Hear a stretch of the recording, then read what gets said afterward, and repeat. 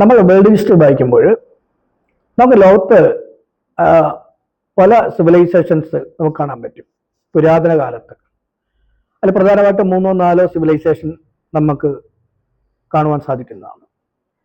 ഇതിലൊരു സിവിലൈസേഷനാണ് Indus valley civilisation.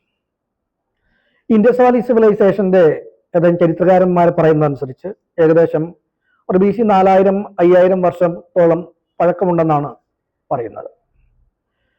പക്ഷെ മറ്റൊരു അന്വേഷണത്തിൽ മനസ്സിലാവുന്നത് അതിനപ്പുറത്തേക്കും ഒരു 10000 വർഷത്തോളം ആളുകൾ ഈ പ്രദേശങ്ങളിൽ ആളുകൾ ജീവിച്ചിരുന്നതായിട്ടാണ് മനസ്സിലാക്കാൻ പറ്റുന്നത്. പക്ഷെ അവർ ഓർഗനൈസ് ആയി തുടങ്ങിയിട്ട് ഒരു BC 4000-5000 വർഷത്തോളമാണ് ഓർഗനൈസ് ആയിട്ട് ഒരു സിവിലൈസേഷൻ്റെ ഒരു രീതിയിൽ വരാൻ തുടങ്ങിയത്. ഈ സിവിലൈസേഷൻ അഥവാ ഇൻഡസ് വാലി സിവിലൈസേഷൻ ലോകത്തിലെ ഏറ്റവും വലിയ, ഏറ്റവും ഓർഗനൈസ്ഡ് ആയിട്ടുള്ള, ഏറ്റവും മെച്യൂർ ആയിട്ടുള്ള, ഏറ്റവും ഡെവലപ്ഡ് ആയിട്ടുള്ള സിവിലൈസേഷൻ ആയിട്ടാണ് ചരിത്രകാരന്മാർ പറയുന്നത്. കാരണം ഈ സിവിലൈസേഷന് ചില ഫീച്ചേഴ്സ് നമുക്ക് കാണാൻ പറ്റും. ഈ സിവിലൈസേഷൻ്റെ പ്രത്യേകത എന്ന് പറഞ്ഞിട്ടുണ്ടെങ്കിൽ ഈ സിവിലൈസേഷനകത്ത് ഒരു ഹാർമണി നമുക്ക് കാണാൻ പറ്റും. ഈ സിവിലൈസേഷൻ്റെ എല്ലാ നഗരങ്ങളിലും, എല്ലാ ജനവാസ കേന്ദ്രങ്ങളിലും ഒരു ഹാർമണി നമുക്ക് കാണാൻ പറ്റും. അത് നഗരത്തെ സംവിധാനത്തിൻ്റെ ആണെങ്കിലും, ജീവിത രീതിയുടെ ആണെങ്കിലും, ഇടപെടലാണെങ്കിലും, സദാചാരത്തിൻ്റെ ആണെങ്കിലും, അല്ലെങ്കിൽ സഹകരണത്തിൻ്റെ ആണെങ്കിലും, സഹവർത്തിത്വത്തിൻ്റെ ആണെങ്കിലും ഒരു ഹാർമണി, ഒരു യൂണിഫോമിറ്റി നമുക്ക് എല്ലായിടത്തും കാണാൻ പറ്റും. ഈ സിവിലൈസേഷൻ്റെ ആകെ വിസ്തീർണത്തിനകത്ത് ഏകദേശം ഒരു 22ഓളം നഗരങ്ങൾ, വികസിത നഗരങ്ങൾ ഉണ്ടായിരുന്നതായിട്ടാണ് അറിയപ്പെടുന്നത്. എല്ലാ രീതി കൊണ്ടും ഡെവലപ്ഡ് ആയിട്ടുള്ള നഗരങ്ങളാണ്.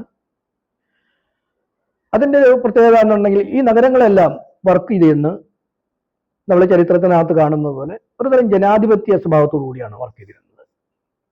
ഒരു ജനങ്ങൾക്ക് പങ്കാളിത്തമുള്ള, അവർക്ക് ഇടപെടലിനുള്ള അവസരമുള്ള, അവർക്ക് അഭിപ്രായ സ്വാതന്ത്ര്യമുള്ള, അവർക്ക് ഭരണത്തിൽ പങ്കാളിത്തമുള്ള, നമ്മളിന്ന് മോഡേൺ പഞ്ചായത്ത് കാണുന്നത് പോലുള്ള പഞ്ചായത്തുകളുടെ ഒരു കൂട്ടവും, അങ്ങനെ പഞ്ചായത്തുകൾ കൂടുന്ന നഗരങ്ങളുടെ കൂട്ടമാണ് നമ്മൾ ഇൻഡസ് വാലി സിവിലൈസേഷനിൽ കാണുന്നത്.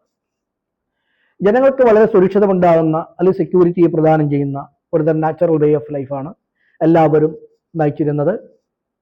മെറ്റീരിയൽ ലൈഫിനാണ് അവർ കൂടുതൽ പ്രാധാന്യം കൊടുത്തിരുന്നത്. മെറ്റീരിയൽ ലൈഫ് എന്നുണ്ടെങ്കിൽ ലൈഫിൻ്റെതായിട്ടുള്ള ഏറ്റവും പ്രധാനപ്പെട്ട വിഷയങ്ങൾ, അവർക്ക് അതീന്ദ്രിയമായ കാര്യങ്ങൾ വലിയ താല്പര്യമുള്ളതായിട്ട് കാണുന്നില്ല.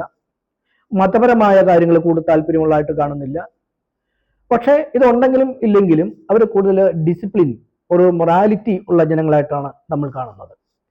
ഒരു നാച്ചുറൽ വേ ഓഫ് ഓർഗനൈസ്ഡ് ലൈഫാണ്, ഒരു natural way of the rationality, ഒരു യൂണിഫോമിറ്റി ഈ ജനങ്ങളുടെ, ഈ നഗരങ്ങളിലെ എല്ലാ ജനങ്ങളിലും നമുക്ക് കാണാൻ പറ്റും.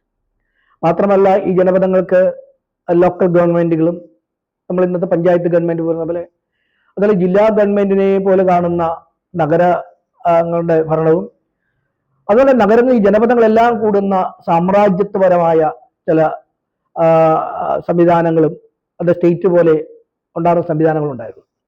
അവിടെ ഭരിച്ചിരുന്നത് ഒന്നെങ്കിൽ പ്രിൻസുകളോ, അല്ലെങ്കിൽ കിങ്ങുകളോ, അല്ലെങ്കിൽ ചക്രവർത്തിമാരോ ആയിരുന്നു. അങ്ങനെ പല പല ചക്രവർത്തിമാരെ കുറിച്ച് നമുക്ക് അറിയാൻ പറ്റും. പക്ഷേ ഈ ചക്രവർത്തിമാരാണെങ്കിലും കിങ്ങുകളാണെങ്കിലും പ്രിൻസുകളാണെങ്കിലും അത് ഒരു വഴിയിൽ അല്ലെങ്കിൽ മറ്റൊരു വഴിയിൽ ജനങ്ങളാൽ തെരഞ്ഞെടുക്കപ്പെട്ട പ്രിൻസുകളും കിങ്ങുകളും എംപറേഴ്സുമാണ്, അല്ലെങ്കിൽ ചക്രവർത്തിമാരുമാണ്. അങ്ങനെ കേന്ദ്രീകൃത ഭരണത്തോടു കൂടിയ പഞ്ചായത്തുകളും സ്റ്റേറ്റുകളും, അല്ലെങ്കിൽ എന്നുണ്ടെങ്കിൽ കേന്ദ്രീകൃതമായ ഒരു ഭരണ സംവിധാനത്തോടു കൂടിയ ജനപദങ്ങളാണ്. അവിടെ എല്ലാവർക്കും ജീവിക്കുന്നതിനുള്ള ജീവിത സാഹചര്യങ്ങളും കണ്ടീഷൻസും അവകാശങ്ങളും എല്ലാ രീതിയിലുള്ള സൗകര്യങ്ങളും ഉണ്ടായിരുന്ന ഒരു ഡെവലപ്ഡ് സമൂഹമാണ് ഇൻഡസ് വാലി സിവിലൈസേഷൻ. ഒരു സിവിലൈസേഷനെ നമുക്ക് വിവരിക്കണമെങ്കിൽ അല്ലെങ്കിൽ എക്സ്പ്ലെയിൻ ചെയ്യണമെങ്കിൽ ചില അടിസ്ഥാന തത്വങ്ങൾ ആ സിവിലൈസേഷനിൽ നമ്മൾ കാണണം. അങ്ങനെ ഉള്ള അടിസ്ഥാന തത്വങ്ങൾ നമ്മൾ ഈ ഇൻഡസ് വാലി സിവിലൈസേഷനിൽ നമുക്ക് കാണാൻ പറ്റും. ഈ അടിസ്ഥാന തത്വങ്ങൾ ഉള്ളത് കൊണ്ടാണ് ഈ സിവിലൈസേഷൻ ഏകദേശം BC 6000-7000 വർഷങ്ങൾക്ക് മുമ്പ് മുതൽ അത് ക്രമേണ വളർന്ന് നമ്മൾ കാണുന്ന BC 500 കാലഘട്ടമായപ്പോഴേക്കും ലോകത്തിലെ ഏറ്റവും ഡെവലപ്ഡ്, അന്നത്തെ കാലത്ത് ഡെവലപ്ഡ് ആയിട്ടുള്ളൊരു സിവിലൈസേഷനായിട്ട് നമ്മൾ കാണുന്നത്. മാത്രമല്ല ജനങ്ങളും നഗരവും മൊത്തത്തിൽ ഏകദേശം എല്ലാം ഒരു സിവിലൈസ്ഡ് കമ്മ്യൂണിറ്റിയുടെ എല്ലാ ലക്ഷണങ്ങളും നമുക്ക് അതിൽ കാണാൻ പറ്റും. ഇങ്ങനെ ഇരിക്കുമ്പോഴാണ് ഏകദേശം BC ഒരു 1500 ആയിരത്തിനിടയ്ക്ക് സെൻട്രൽ ഏഷ്യയിൽ നിന്ന് നമ്മൾ ഇന്ന് ഇറാൻ എന്ന് പറയുന്ന സ്ഥലങ്ങളിൽ നിന്ന് എന്തോ പ്രശ്നമുണ്ടായിട്ട് എന്തോ ക്ലാഷ് ഉണ്ടായതിന്റെ ഭാഗമായിട്ട് ഇറാൻകാർ എന്ന് പറയപ്പെടുന്ന അല്ലെങ്കിൽ ആര്യന്മാർ എന്ന് പറയുന്ന ചില ആളുകൾ ഒരു ഗ്രൂപ്പ് ഇൻഡസ് വാലി സിവിലൈസേഷന്റെ പടിഞ്ഞാറേ ദിക്കിൽ വരികയും അവർ പൊതുവെ വന്ന ആളുകൾ പ്രീസ്റ്റുകളായിരുന്നു എന്നുള്ളതാണ് അറിയപ്പെടാൻ കാര്യം. പ്രീസ്റ്റുകളുടെ ഒരു ഗ്രൂപ്പ് 10, 40, 50 ആളുകളുള്ള ഒരു പ്രീസ്റ്റുകളുടെ ഗ്രൂപ്പ്, അതിൻ്റെ കൂടെ അവരെ സപ്പോർട്ട് ചെയ്യാൻ മറ്റു ചില ആളുകൾ. അവിടെ വന്നപ്പോൾ കുട്ടികളോ സ്ത്രീകളോ കുടുംബങ്ങളോ ഒന്നും ഉണ്ടായിരുന്നില്ല. പ്രീസ്റ്റുകൾക്ക് പൊതുവെ ഇങ്ങനെയുള്ള വിഷയങ്ങൾ ജീവിതത്തിനകത്ത് ഉള്ളതാണല്ലോ. അവരിങ്ങനെ വന്ന് പ്രീസ്റ്റുകളായിട്ട് വന്ന് ഇൻഡസ് വാലി സിവിലൈസേഷൻ അല്ലെങ്കിൽ ഇൻഡസ് വാലിയുടെ വടക്ക് പടിഞ്ഞാറേ ദിക്കിൽ താമസമാക്കുകയും താമസം ഉറപ്പിക്കുകയും അവർക്കെന്തോ തിരിച്ചു പോകാൻ പറ്റാത്ത രീതിയിൽ പ്രശ്നമുണ്ടെന്നുള്ള രീതിയിൽ അവിടെ താമസിക്കുകയും പിന്നെ ക്രമേണ ഇൻഡസ് വാലി സിവിലൈസേഷന്റെ ഏറിയകളിലേക്ക് അവിടെ ജനങ്ങളായിട്ട് ഇടപെടുകയും സംസാരിക്കുകയും ഇടപെടുകയും പലതരം ജീവിതമായിട്ട് ബന്ധപ്പെടുകയും അവിടെ ഫാമിലി ആയിട്ട് ജീവിക്കാൻ തുടങ്ങുകയും ചെയ്തു എന്നുള്ളതാണ്. ഫാമിലി എന്ന് പറഞ്ഞിട്ടുണ്ടെങ്കിൽ ഫാമിലി നമ്മൾ കാണുന്ന ഫാമിലി അല്ല, അവര് ജനങ്ങളായിട്ട് ബന്ധപ്പെട്ട് സെക്സ് ബന്ധങ്ങളിൽ ഏർപ്പെട്ട് കുടുംബ ബന്ധങ്ങളിൽ ഏർപ്പെട്ട് ഇൻഡസ് വാലിയിൽ ജനങ്ങളായിട്ട് ബന്ധപ്പെട്ട് താമസിച്ചു പോകുന്നു എന്നുള്ളതാണ്. ക്രമേണ ഒരു BC 1000 1500 ഇൻഡസ് വാലിയിൽ സിവിലൈസേഷൻ മുഴുവനും അവര് ചാതുർവർണ്ണ്യം പ്രാക്ടീസ് ചെയ്യുകയും ഈ ചാതുർവർണ്ണ്യത്തിലൂടെ ഇൻഡസ് വാലി ജനങ്ങളുടെ ഇടയിലും അവരുമായിട്ട് ബന്ധപ്പെട്ട് അനേകം ഡിഫറൻസുകൾ, വ്യത്യാസങ്ങൾ, വിവേചനങ്ങൾ ഏർപ്പെടുത്തുകയും ചെയ്തു എന്നുള്ളതാണ്. ഈ വിവേചനങ്ങൾ എന്ന് പറയുന്ന അല്ലെങ്കിൽ ഡിഫറൻസുകൾ എന്നുണ്ടെങ്കിൽ സാമൂഹികമായ ഡിഫറൻസ് വന്നു, അല്ലെങ്കിൽ മതപരമായ ഡിഫറൻസ് വന്നു, സാംസ്കാരികമായ ഡിഫറൻസ് വന്നു. അങ്ങനെ പൊതുവെ ഡിഫറൻസോടുകൂടിയ വിവേചനത്തോടിയ ഇടപെടൽ വരികയും അവരങ്ങനെ ചാതുർവർണ്ണ്യം പ്രാക്ടീസ് ചെയ്യും. അങ്ങനെ ക്രമേണ അത് ബ്രാഹ്മണിക് ഒരു ഒരു ഒരു കാഴ്ചപ്പാടിലേക്ക് വരികയും ചെയ്തു എന്നുള്ളതാണ് കണ്ടുവരുന്നത്. അങ്ങനെ ക്രമേണ അവർ ഇൻഡസ് വാലിയിലെ ജനങ്ങളായിട്ട് ബന്ധപ്പെടുകയും ജനങ്ങളുടെ ഇടയിലൂടെയും നഗരങ്ങളിലൂടെയും എല്ലാവരുടെയും ജീവിതത്തിനകത്ത് ക്രമേണ ചാതുർവർണ്ണ്യം ക്രിയേറ്റ് ചെയ്ത് മുന്നോട്ട് പോവുകയും അതിൽ ചില ആളുകൾ ദേവന്മാരാണെന്ന് പറയുകയും മറ്റു ചില ദേവിമാരാണെന്ന് പറയുകയും ഈ ദേവിമാരും ദേവന്മാരും സാക്ഷാൽ ഈശ്വരന്റെ പ്രതിരൂപങ്ങളാണെന്ന് പറയുകയും അതുകൊണ്ട് അവർ പറയുന്ന വാക്കുകൾ, അവർ ചെയ്യുന്ന പ്രവൃത്തികൾ, അവരുടെ ജീവിതം എല്ലാം അവതാരങ്ങളാണെന്ന് പറയുകയും അങ്ങനെ ക്രമേണ ഇവർ വൈറസ് പോലെ കയറി ഇൻഡസ് വാലി സിവിലൈസേഷനെ കയറി പിടിക്കുകയും ചാതുർവർണ്ണ്യം മൊത്തത്തിൽ അല്ലെങ്കിൽ ബ്രാഹ്മണിസം മൊത്തത്തിൽ ദേവദത്തമായ ഈശ്വരദത്തമായ സൃഷ്ടിയാണെന്ന് പറയുകയും അത് മറ്റുള്ളവരെല്ലാവരും ഇൻഡസ് വാലിയിലെ ജനങ്ങളെല്ലാവരും ചോദ്യം ചെയ്യാതെ അംഗീകരിക്കുകയും അല്ലെങ്കിൽ അത് സ്വീകരിക്കുകയും ശിരസ വഹിക്കുകയും ചെയ്യണമെന്ന് ആഹ്വാനം ചെയ്തുകൊണ്ട് വന്ന ഒരു കാലഘട്ടം ഈ പറയുന്ന ആര്യ ബ്രാഹ്മണരുടെ ഇടയിൽ ഉണ്ടാകുകയും ചെയ്തിട്ടുണ്ട്. അങ്ങനെ ഈ മുന്നോട്ട് വന്ന ഈ ഫോഴ്സ് ഒരു ആര്യ ബ്രാഹ്മണ ഫോഴ്സ് ക്രമേണ നമ്മൾ നേരത്തെ പറഞ്ഞിരുന്ന പോലെ ഇൻഡസ് വാലി സിവിലൈസേഷന്റെ ഒരു മഹത്തായ സിവിലൈസേഷന്റെ ബേസിക് ആയിട്ടുള്ള പ്രിൻസിപ്പിൾസിനെയും അതിന്റെ ഫാബ്രിക്സിനെയും അതിന്റെ സ്ട്രക്ചറിനെയും തകർത്ത് തരിപ്പണമായിട്ട് മുന്നോട്ട് പോരുകയും അങ്ങനെ ഇൻഡസ് വാലി സിവിലൈസേഷനായിട്ട് ഈ ആര്യ ബ്രാഹ്മണ ജനത ഒരു ശക്തമായ ക്ലാഷിൽ ഏർപ്പെടുകയും ചെയ്തു എന്നുള്ളതാണ്. നമ്മൾ നേരത്തെ പറഞ്ഞിട്ടുണ്ട്, ഈ ആര്യന്മാര് എവിടെ പോയാലും അല്ലെങ്കിൽ ഏതെല്ലാം ദേശത്ത് പോയാലും അവരത്തെ സ്വദേശീയരായിട്ട് ക്ലാഷിൽ ഏർപ്പെടുകയും ക്വാറലിൽ ഏർപ്പെടുകയും ഫൈറ്റിംഗിൽ ഏർപ്പെടുകയും ചെയ്യുന്നു എന്ന് ഞാൻ നേരത്തെ പറഞ്ഞിട്ടുണ്ട്. ഇത് തന്നെയാണ് ഇവർ ചെയ്തത്. ഇവർ പ്രീസ്റ്റുകളായിട്ട് ഇവിടെ വരികയും ക്രമേണ സാധുക്കളെ പോലെ ജീവിക്കുകയും ക്രമേണ അവര് യാഗങ്ങളും യജ്ഞങ്ങളും ചെയ്തുകൊണ്ട് ആ ദേശത്തെ ജനങ്ങളുടെ സഹകരണത്തോടും അല്ലെങ്കിൽ ആ ദേശത്തെ ജനങ്ങൾക്കും അവരുടെ ക്ഷേമത്തിനാണെന്ന് പറയുകയും അങ്ങനെ യാഗങ്ങൾ ചെയ്യുകയും ജനങ്ങളിൽ നിന്ന് സാമ്പത്തികമായ കാര്യങ്ങൾ പിരിക്കുകയും അങ്ങനെ അവസാനം അതിനെല്ലാം മറികടന്നുകൊണ്ട് പഴയ രീതിയിൽ പോലെ എന്താണ് ഈ തദ്ദേശീയരായ ഇൻഡസ് വാലി ജനങ്ങളായിട്ട് ക്ലാഷിൽ വരികയും ക്വാറലിൽ വരികയും അങ്ങനെ ഫൈറ്റിങ്ങിൽ വരികയും ചെയ്തു എന്നാണ് നമ്മൾ കാണുന്നത്. അപ്പൊ ചാതുർവർണ്ണ്യം പ്രാക്ടീസ് ചെയ്ത് തുടങ്ങിയപ്പോൾ ചാതുർവർണ്ണ്യത്തിലുള്ള ആളുകളെല്ലാം ഒരു പ്രത്യേക ജനതയാണെന്നും പ്രത്യേകിച്ച് ചാതുർവർണ്ണ്യത്തിന്റെ തലപ്പത്തുള്ള ബ്രാഹ്മണൻ ഈശ്വരന്റെ പ്രതിരൂപമാണെന്നും ചാതുർണ്ണ്യം പൊതുവെ എന്ന് പറയുന്ന ഈശ്വര സൃഷ്ടിയാണെന്നും അതൊരു മനുഷ്യന്റെ സൃഷ്ടിയല്ല എന്നും അതുകൊണ്ട് ചാതുർണ്യമായിട്ട് ബന്ധപ്പെട്ട ആളുകളെല്ലാം അവരെ മറ്റുള്ളവരെ അംഗീകരിക്കുകയും അവരോട് സഹകരിക്കുകയും അവർക്ക് വേണ്ട സേവനങ്ങളും അവർക്ക് വേണ്ട സുഖ സൗകര്യങ്ങളും ചെയ്തു കൊടുക്കണമെന്നുള്ള ഒരു താക്കീതോടുകൂടിയാണ് ഈ ചാതുർവർണ്ണ്യ വ്യവസ്ഥ അല്ലെങ്കിൽ ബ്രാഹ്മണിക് വേ ഓഫ് ലൈഫ് മുന്നോട്ട് പോകുന്നത്.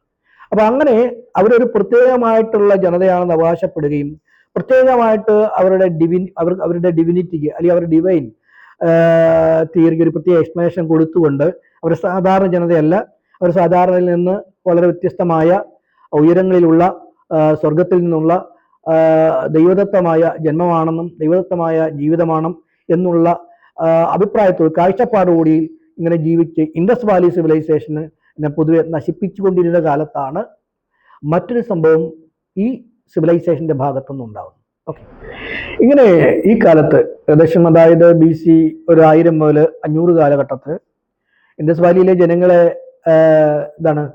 ദുഷിപ്പിക്കുകയും ബന്ധങ്ങളെ നശിപ്പിക്കുകയും ഇമ്മോറാലിറ്റി വിധേയമാവുകയും ചൂഷണത്തിന് വിധേയമായിക്കൊണ്ടിരുന്ന കാലത്താണ് അതിൻ്റെ ശക്തമായ റിയാക്ഷൻസ്, പ്രതികരണം ഇൻഡസ് വാലിയിലെ ജനങ്ങളിൽ നിന്ന് സംഭവിക്കുകയും ഏകദേശം ഒരു BC 800 മുതൽ കാലഘട്ടം മുതൽ BC AD വരെ വിവിധ രീതിയിലുള്ള പ്രതികരണങ്ങൾ ദാർശനികന്മാരുടെ രൂപത്തിലും രാഷ്ട്രീയക്കാരുടെ രൂപത്തിലും സയൻസിൻ്റെ രൂപത്തിലും വളരെ ശക്തമായ പ്രതികരണം ഇൻഡസ് വാലി സിവിലൈസേഷനിലും അതിൻ്റെ പരിസര പ്രദേശങ്ങളിലും സംഭവിക്കുകയുണ്ടായി.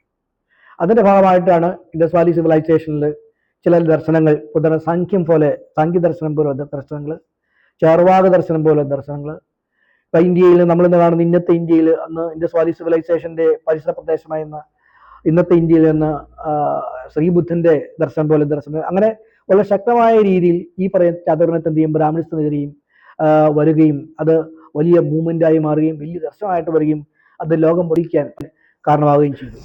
ഇങ്ങനെ ആര്യ ബ്രാഹ്മണിക് ആയിട്ടുള്ള മൂവ്മെന്റിന്റെ ഭാഗമായിട്ട് അല്ലെങ്കിൽ അവരുടെ ഇടപെടൽ മുഖേന ഉണ്ടായിരിക്കുന്ന ജനങ്ങളിൽ ചില കൺഫ്യൂഷൻ ഉണ്ടാകാൻ കാരണമായി. ഉദാഹരണം അവർ ഈ ആര്യ ബ്രാഹ്മണിക്കലായിട്ടുള്ള ആളുകളുടെ അതീന്ദ്രിയവാദപരമായ വാഗ്വാദങ്ങൾ, യജ്ഞങ്ങള്, യാഗങ്ങള്, അല്ലെങ്കിൽ ബ്രാഹ്മണിക്കലായിട്ടുള്ള ആളുകളെല്ലാം ദൈവദത്തമായ ആളുകളാണെന്നും അവർ ദൈവീപന്മാരും ദേവന്മാരും ആണെന്നുള്ള വാദങ്ങളെല്ലാം ഈ ഇൻഡസ് വാലിയിലെ ജനങ്ങൾക്ക് വളരെ നൂറ്റാണ്ടുകളായിട്ട് മെറ്റീരിയലിസവും നാച്ചുറൽ വേ ലൈഫും പ്രാക്ടീസ് ചെയ്യുന്ന ജനങ്ങൾക്ക് പല രീതിയിലുള്ള കൺഫ്യൂഷൻ വരാൻ ഇടയും. അവർക്ക് ജീവിതത്തിന്റെ സങ്കല്പങ്ങളിൽ കൺഫ്യൂഷൻ വന്നു, വ്യക്തിയുടെ കാര്യങ്ങളിൽ സങ്കല്പങ്ങളിൽ കൺഫ്യൂഷൻ വന്നു, രാജാവിനെ കുറിച്ച് കൺഫ്യൂഷൻ വന്നു, രാജ്യത്തെക്കുറിച്ച് കൺഫ്യൂഷൻ വന്നു, സദാചാരത്തെയും മൊറാലിറ്റിയും കുറിച്ച് കൺഫ്യൂഷൻ വന്നു, ഡേ ടു ഡേ ആയിട്ടുള്ള മനുഷ്യ ബന്ധങ്ങളെക്കുറിച്ച് കൺഫ്യൂഷൻ വന്നു. അങ്ങനെ വിവിധ രീതിയിലുള്ള കൺഫ്യൂഷൻ വന്നപ്പോൾ ഇൻഡസ് വാലിയിലെ ജനങ്ങൾ ഒരുതരം അന്ധകാരത്തിൽ ആയ ഒരു അവസ്ഥയിലേക്ക് ഇൻഡസ് വാലി നീങ്ങി എന്നുള്ളതാണ്. ഇങ്ങനെ ഇരിക്കുമ്പോഴാണ്, ഈ സമയത്താണ് ഇൻഡസ് വാലിയിലെ ജനങ്ങൾ മുഴുവൻ കൺഫ്യൂഷനിലും അന്ധകാരത്തിലും തെറ്റിദ്ധാരണയിലെയും ഒരു വക്കത്ത് എത്തിയപ്പോഴാണ്, ഒരു സാഹചര്യത്തിൽ എത്തിയപ്പോഴാണ് ഈ കാണുന്ന കാര്യങ്ങൾക്കെല്ലാം, അതായത് ആര്യബ്രാഹ്മണരുടെ ഇടൽ മുഖം വന്നിരിക്കുന്ന പ്രശ്നങ്ങൾക്ക് ഒരു പരിഹാരം വേണം എന്നുള്ള രീതിയിൽ നമ്മൾ കാണുന്ന പോലെ നേരത്തെ ഏകദേശം BC 800 മുതൽ AD വരെ ചില സൈദ്ധാന്തികന്മാർ അഥവാ തത്വചിന്തകന്മാർ, ദാർശനികന്മാർ മുന്നോട്ട് വരികയും അവർ പുതിയ പുതിയ ദർശനങ്ങളായിട്ടും പുതിയ കാഴ്ചപ്പാടായിട്ടും ഇൻഡസ് വാലി ജനങ്ങളെ ഇടപെടുകയും അവരെ സമാധാനിപ്പിക്കുകയും ചെയ്തതായിട്ടാണ് നമ്മൾ കാണുന്നത്.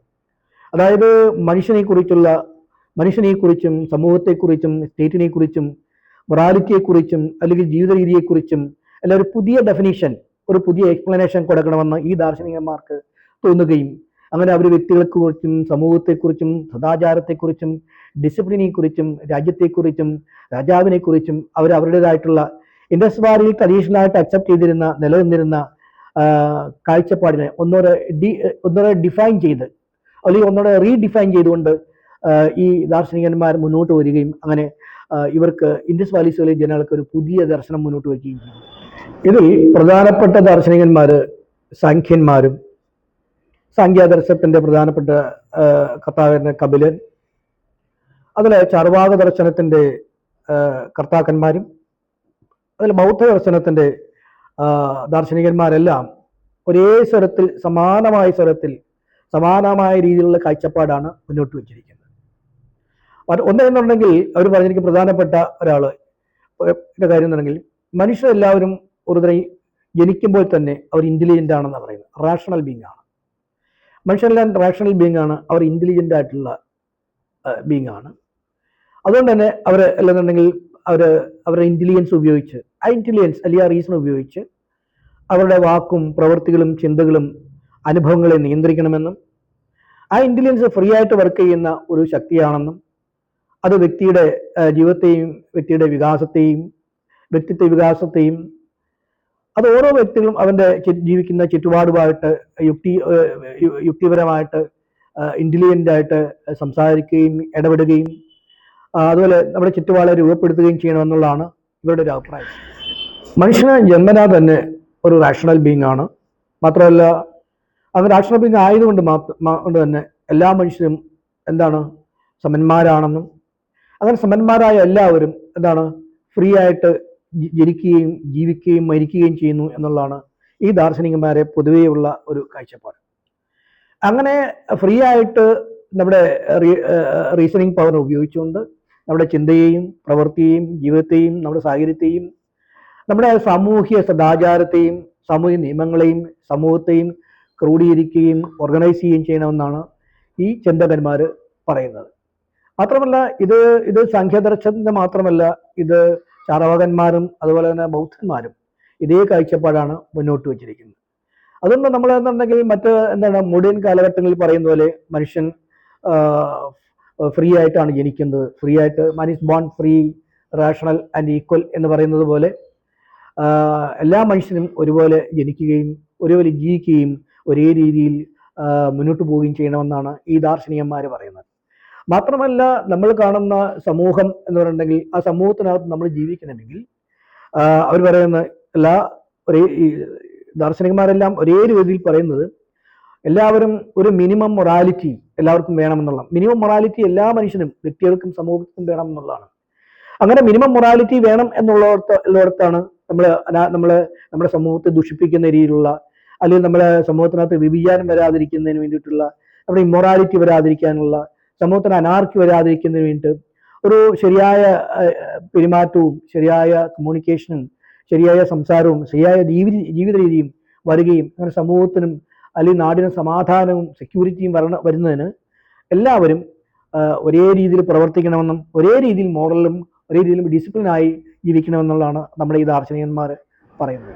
നേരത്തെ പറഞ്ഞിരുന്ന പോലെ മനുഷ്യന്റെ ജന്മം, അവന്റെ ജീവിത ബന്ധങ്ങൾ, അവന്റെ കുടുംബ ബന്ധങ്ങൾ, അവന്റെ സാമൂഹിക ബന്ധങ്ങളെല്ലാം അവന്റെ ഭൗതികമായ ചുറ്റുപാടുമായിട്ട് മാത്രം ബന്ധപ്പെട്ടിരിക്കുന്നതാണെന്ന് ഈ ദാർശനികന്മാർ പറഞ്ഞിരിക്കുന്നത്. അതല്ലാതെ ഭൗതികമായ ജീവിതത്തിനപ്പുറത്ത് ഒരു അതിഭൗതികമായ ഒരു ട്രാൻസെൻഡൽ ആയിട്ടുള്ള ഒരു എക്സ്പ്ലനേഷൻ നമ്മുടെ ജീവിതത്തിന് കൊടുക്കേണ്ട കാര്യമില്ല എന്നുള്ളതാണ് അദ്ദേഹം പറഞ്ഞിരിക്കുന്നത്.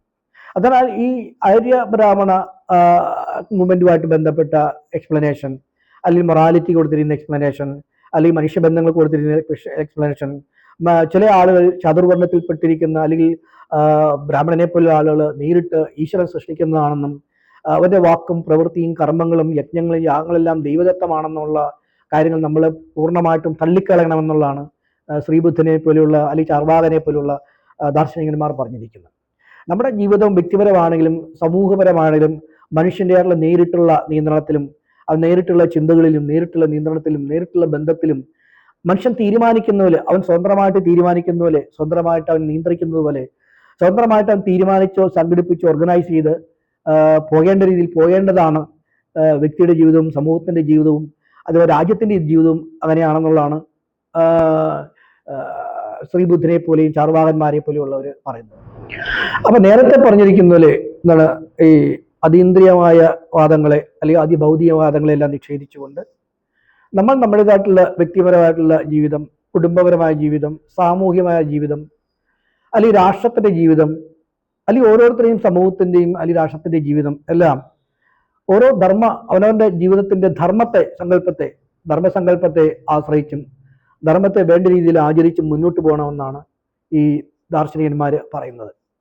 വ്യക്തിയുടേതായിട്ടുള്ള ധർമ്മത്തിനനുസരിച്ച് ജീവിക്കണം, കുടുംബത്തിൻ്റെതായിട്ടുള്ള ശരിയായ ധർമ്മത്തിനനുസരിച്ച് ജീവിക്കണം, രാജ്യം ഭരിക്കുമ്പോൾ അതിന്റെ ശരിയായ ധർമ്മം അനുസരിച്ച് രാജ്യം ഭരിക്കണം, രാജ്യരക്ഷ നോക്കി രാജ്യം ഭരിക്കണം.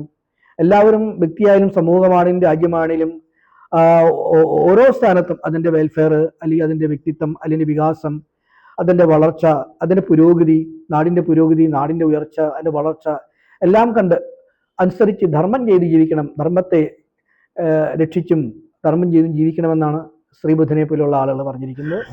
അതുപോലെ ഈ ദാർശനികന്മാര്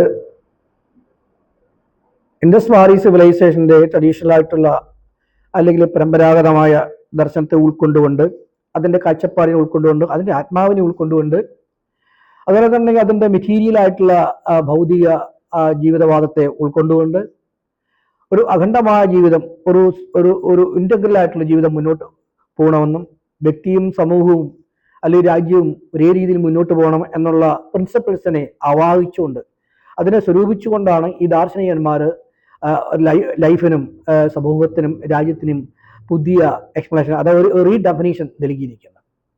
അത് ഈ പറയുന്ന ആര്യന്മാരുടെയും ചാതുർവർണ്ണ്യം പ്രാക്ടീസ് ചെയ്യുന്ന ആളുകളെയും, അല്ലെങ്കിൽ ആര്യ ബ്രാഹ്മണിക് ചാതുർവർണ്ണത്തിൻ്റെയും ബ്രാഹ്മണിസത്തിൻ്റെയും അതീന്ദ്രിയവാദങ്ങളും അല്ലെങ്കിൽ എന്നുണ്ടെങ്കിൽ ഇമ്മൊറാലിറ്റിയും അനാർക്കിയും നിഷേധിച്ചുകൊണ്ട് സമൂഹം എപ്പോഴും ഒരേ രീതിയിൽ ഒരു ഹാർമണിയിൽ നിലനിൽക്കണമെന്നും, ഇങ്ങനെയുള്ള ഏലിയൻ ആയിട്ടുള്ള കാര്യങ്ങൾ എല്ലാവരും നിഷേധിക്കണമെന്നും, സമൂഹം എപ്പോഴും എന്നുണ്ടെങ്കിൽ ഒരു ഒത്തൊരുമയോടെ അല്ലെങ്കിൽ പരസ്പരം സഹകരണത്തോടെയും പാർട്ടിസിപ്പേഷനോടെയും മുന്നോട്ട് പോകണമെന്നാണ് ഈ ദാർശനികന്മാർ പറയുന്നത്. ഇത് ട്രഡീഷണലായിട്ട് ഇൻഡസ് വാലി സിവിലൈസേഷൻ്റെ ട്രഡീഷണലായിട്ടുള്ള ആദർശങ്ങളും അതുപോലെ പ്രിൻസിപ്പിളുമാണ്. അതിൻ്റെ കൂടെ തന്നെ സമൂഹത്തിൻ്റെ ഭദ്രതയ്ക്കും രാജ്യത്തിൻ്റെ ഭദ്രതയ്ക്കും വേണ്ടിയിട്ടുള്ള സാമൂഹ്യപരമായ രക്ഷാപരമായിട്ടുള്ള കാര്യങ്ങൾ ഏർപ്പെടണമെന്നും, മാത്രമല്ല പൊതുവെ എന്താണ് എൻവയോൺമെന്റലായിട്ടുള്ള പരിരക്ഷകൾ വേണമെന്നും, അതുപോലെ ഇക്കോളജിക്കലായിട്ടുള്ള പരിരക്ഷകൾ വേണമെന്നുള്ള കാഴ്ചപ്പാടോടുകൂടിയാണ് ഈ ദാർശനികന്മാർ അവരുടെ ദർശനം മുന്നോട്ട് വയ്ക്കുന്നതും. ലൈഫിനും സൊസൈറ്റിക്കും രാജ്യത്തിനും വേണ്ടി അദ്ദേഹം വീണ്ടും വീണ്ടും അവർ ഡെഫിനേഷൻ കൊടുക്കുകയും എക്സ്പ്ലനേഷൻ കൊടുക്കുകയും അങ്ങനെ പുതിയൊരു ദർശനം മുന്നോട്ട് വെച്ചുകൊണ്ട് ദാർശനിക കപിലനെ പോലെയുള്ള ആളുകളും ചാരോകന്മാരെ പോലെയുള്ള ആളുകളും ബുദ്ധനെ പോലെയുള്ള ആളുകളും നമ്മുടെ ഏൻഷ്യൻ ഇന്ത്യയിൽ നിറഞ്ഞു നിൽക്കുന്നു. അത് പിന്നീട് ലോകം മുഴുവനും പടർന്നു പിടിക്കാൻ കാരണമായി തീർന്നു. ബുദ്ധനെ പോലെയുള്ള ദാർശനികന്മാർ പറയുന്നത് ഈ പറയുന്ന നമ്മുടെ അനാർക്കിയും മൊറാലിറ്റിയും പ്രാക്ടീസ് ചെയ്യുന്ന ആര്യബ്രാഹ്മണ അഡ്വാൻസ്മെന്റ് അല്ലെങ്കിൽ അവരുടെ അധിനിവേശത്തെ തടഞ്ഞുകൊണ്ട് നമ്മളെല്ലാം നമ്മുടെ വ്യക്തിപരവും സാമൂഹികപരവും അതുപോലെ രാജ്യരക്ഷാപരവുമായ കാര്യങ്ങളെ എപ്പോഴും അതിൻ്റെ എല്ലാ ചുറ്റുപാടുകളെയും എപ്പോഴും ചിന്തിക്കുകയും എപ്പോഴും സംസാരിക്കുകയും എപ്പോഴും ചർച്ച ചെയ്യുകയും അത് എപ്പോഴും വിജിലൻ്റ് ആയിരിക്കുകയും എപ്പോഴും തോട്ട്ഫുള്ളായിരിക്കുകയും എപ്പോഴും അവെയർ ആയിരിക്കുകയും ചെയ്യണമെന്നാണ് ബുദ്ധനെ പോലുള്ള നമ്മുടെ ദാർശനികന്മാർ പറയുന്നത്. ഇത് ശരിക്കും എന്നുണ്ടെങ്കിൽ നമ്മുടെ ഇൻഡസ് വാലി സിവിലൈസേഷൻ്റെ അല്ലെങ്കിൽ ഇന്ത്യൻ സിവിലൈസേഷൻ്റെ ട്രഡീഷൻ്റെ ഊർജവും അതിൻ്റെ സംസ്കാരവും ആത്മാവിനും ഉൾക്കൊണ്ടുകൊണ്ടാണ് ബുദ്ധനെ പോലുള്ള ദാർശനികന്മാർ നിലനിൽക്കുന്നത്. ഈ ദർശനമാണ് ഇന്ത്യയുടെ ശരിയായിട്ടുള്ള ആത്മാവ്. ശരിയായ ആത്മാവും ശരിയായ എനർജിയും ശരിയായ പ്രകാശവും ഈ പറയുന്ന ദാർശനികന്മാർ പ്രത്യേകിച്ച് ബുദ്ധൻ്റെ ദർശനത്തോടുകൂടിയാണ് അത് പൂർണ്ണമായ ഒരു അവസ്ഥയിൽ എത്തിച്ചേർന്നെന്നുള്ളതാണ് നമുക്ക് മനസ്സിലാകുന്നത്. മാത്രമല്ല ഈ പറയുന്ന ബുദ്ധൻ്റെ ദർശനവും അല്ലെങ്കിൽ ഈ പറയുന്ന ദാർശനികന്മാരുടെ ദർശനത്തിൻ്റെ രാഷ്ട്രീയ എനർജി, രാഷ്ട്രീയ തന്ത്രമാണ് നമ്മുടെ അശോകനെ പോലെയുള്ള ആളുകൾ വന്ന് ഇന്ത്യയിലുടനീളം അല്ലെങ്കിൽ ഇന്ത്യ ഉടനീളം അഫ്ഗാനിസ്ഥാൻ മുതൽ നമ്മുടെ കിഴക്ക് ബർമ്മ വരെയും നേപ്പാൾ മുതൽ ശ്രീലങ്ക വരെയും ബുദ്ധദർശനത്തിൻ്റെ അടിസ്ഥാനത്തിൽ ബുദ്ധൻ്റെ പ്രധാനപ്പെട്ട തത്വങ്ങളുടെയും നിയമങ്ങളുടെയും അല്ലെങ്കിൽ കാഴ്ചപ്പാടിൻ്റെ അടിസ്ഥാനത്തിൽ ഇന്ത്യ മുഴുവനും അദ്ദേഹം ബൗദ്ധദർശനം വ്യാപിപ്പിക്കുകയും ആ ബൗദ്ധദർശനത്തിൻ്റെ അടിസ്ഥാനത്തിൽ അന്നുണ്ടായിരുന്ന ആര്യബ്രാഹ്മണ മുന്നേറ്റത്തെയും അതിൻ്റെ എക്സ്പ്ലോർട്ടെയും അതുപോലെ അതിൻ്റെ സംസ്കാരത്തെയും എല്ലാത്തിനും അടിച്ചമർത്തി ഇന്ത്യയെ രക്ഷിച്ചു നിർത്തിയ ഒരു ഏൻഷ്യൻ്റ് ഇന്ത്യയെ രക്ഷിച്ചു നിർത്തുകയും ലോക ചരിത്രത്തിൻ്റെ ഉയരങ്ങളിലേക്ക് എത്തിക്കുകയും ചെയ്ത നമ്മുടെ അശോകനെപ്പോലുള്ള ആളുകളാണ് നമ്മുടെ ഭാരതത്തിൻ്റെ ദർശനം അല്ലെങ്കിൽ ഭാരതത്തിൻ്റെ യശസ് ഉയർത്തി പിടിക്കുകയും സംരക്ഷിച്ച് നിർത്തുകയും ചെയ്തിട്ടുള്ളത് എന്നുള്ളതാണ് എനിക്ക് പറയാനുള്ളത്. നമ്മുടെ ഇൻഡസ് വാലി സിവിലൈസേഷൻ്റെ കാലം മുതൽ അതിൻ്റെ ട്രഡീഷനായിട്ടും അതിൻ്റെ സംസ്കാരവും കാഴ്ചപ്പാടും ജീവിത രീതിയും സാമൂഹിക ദർശനം എല്ലാമായ മതവും എല്ലാമാണ് അത് നമ്മൾ പറയും പോലെ പടർന്ന് വികസിച്ച് പന്തലിച്ച് ബൗദ്ധ ദർശനത്തിലേക്ക് വന്നിരിക്കുന്നു. ബൗദ്ധ ദർശനമാണ് നമ്മുടെ നാടിൻ്റെ ദർശനം. നമ്മുടെ നാടിൻ്റെ ദർശനവും ആത്മാവും സയൻസും പൊളിറ്റിക്സും സംസ്കാരവും എല്ലാം ബൗദ്ധ ദർശനമാണ്. ഈ ദർശനമാണ് മോഡേൺ കാലഘട്ടത്ത് നമുക്കൊരു മോഡേൺ കോൺസ്റ്റിറ്റ്യൂഷൻ ഉണ്ടാക്കിയപ്പോൾ ഭരണഘടനാ നിർമ്മാതാക്കൾ അതിൻ്റെ ഒരു കമ്മിറ്റിയിൽ ചർച്ച ചെയ്യുകയും നമ്മുടെ നാടിൻ്റെ ഈ ദർശനത്തിൻ്റെ ബൗദ്ധ ദർശനത്തിൻ്റെയും അതിനെ തുടർന്ന് വന്ന അശോകൻ്റെ ധർമ്മസ്ഥാപനത്തെയും തിരിച്ചറിയുകയും അംഗീകരിക്കുകയും അത് നമ്മുടെ നാടിൻ്റെ ഒരു സിമ്പലായിട്ടും സംസ്കാരമായിട്ടും ഒഫീഷ്യൽ ഫിലോസഫിയുമായിട്ടും അംഗീകരിക്കുകയും അത് അത് സ്വീകരിക്കുകയും അങ്ങനെ നമ്മുടെ ഒഫീഷ്യൽ പൊസിഷനിൽ അത് സ്ഥാപിക്കുകയും ചെയ്തിരിക്കുന്നത്.